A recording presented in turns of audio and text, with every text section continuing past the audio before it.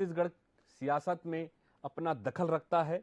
2008 में भाजपा ने जीत दर्ज की थी इस पे, और आदिवासी बहुल क्षेत्र है सूरजपुर जिले में जो काले हीरे हैं, कोयला, उसका भंडार माना जाता है इस क्षेत्र में। अब और भटगांव विधानसभा की बात करें तो काफी चुनावी लंबा इतिहास रहा है। 14 विधानसभा की अगर हम बात करें, अलग अलग पहचान बनाई है, छत्तीसगढ़ को अलग पहचान दी है भटगांव विधानसभा, जिसमें अगर हम बात करें तो वर्तमान में भी बात करें, 2 बार बीजेपी तो 2 बार कांग्रेस को यहां से जीत मिली है।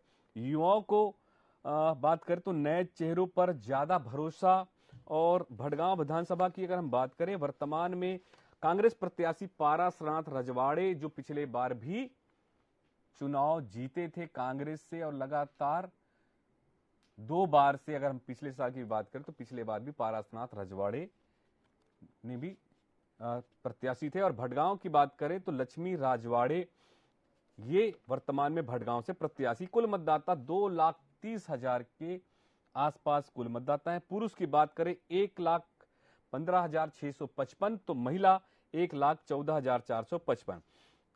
तो ये कुल मतदाताओं की संख्या। और मोहन, मैं आपसे इस पे भी चर्चा करना चाहूंगा कि जो भटगांव विधानसभा है, कॉलरी एरिया है, कोयला का बड़ा भंडार माना जाता है। लोग कोयला और आसपास रोजगार का साधन है काफी यहां पर, और पूरे देश में प्रसिद्ध है भटगांव का कोयला, जो देश विदेशों में भी जाता है। कैसे देखते हैं इसे आप? वहां पर 2 बार भाजपा तो 2 बार कांग्रेस को जीत मिली है, इस बार क्या समीकरण देखने मिलेगा, क्या मुद्दे रहेंगे? जी देखिए, जैसे कि हम जानते हैं कि कांग्रेस इस समय एक अहम मुद्दा बार बार उठा रही है, वो है अडानी के द्वारा कोयले की अवैध रूप से माइनिंग और कोयले को हथियाकर पूरे देश की बिजली की दरों को बढ़ाना, कोयले के रेट को अपने हाथ में तय करना। इसको लेकर राहुल गांधी प्रेस कॉन्फ्रेंस ले चुके हैं। भूपेश बघेल बार बार सभाओं में इस बात का जिक्र कर रहे हैं कि अडानी के हाथ में सारी माइन चली जाएगी।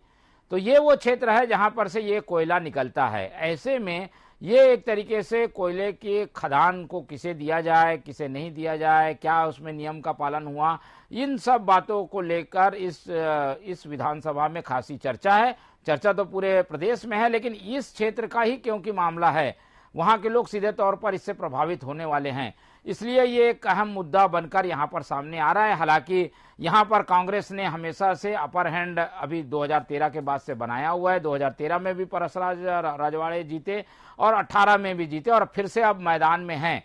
एक ऐसे नेता हैं जिनके खिलाफ में कोई दावेदार नहीं था। कांग्रेस ने जब प्रत्याशी के रूप में आवेदन लेना शुरू किया तो ये इनका एक सिंगल आवेदन आया था, कोई दावेदार नहीं था, इसलिए इनको टिकट भी मिला है। ये संसदीय सचिव भी रहे हैं, टीएस बाबा के करीबी भी माने जाते रहे हैं, इसलिए इनका टिकट बरकरार भी रखा गया है। बीजेपी के लिए यहाँ थोड़ी डगर कठिन है, मुद्दों के लिहाज से भी और प्रत्याशी के लिहाज से भी, इसलिए नए उम्मीदवार के रूप में लक्ष्मी राजवाड़े को यहाँ से मैदान में उतारा गया है।